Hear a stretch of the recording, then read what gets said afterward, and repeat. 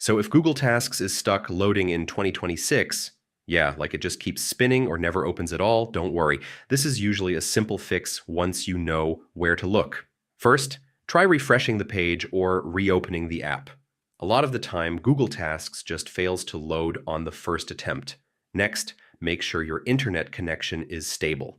If your connection is weak or drops even slightly, Google Tasks can get stuck loading. Now check that you're logged into the correct Google account. If you're on the wrong account, tasks might not load at all. Next, clear your browser cache.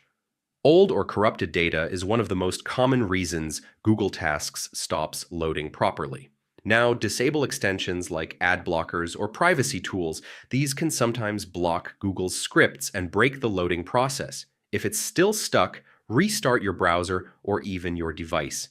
This clears temporary bugs that can freeze Google Tasks. Make sure everything is updated. An outdated browser or Google app can cause loading issues without any warning.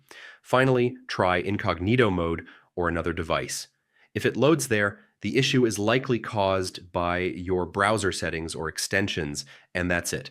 One of these steps should fix Google Tasks loading problems and get everything working normally again.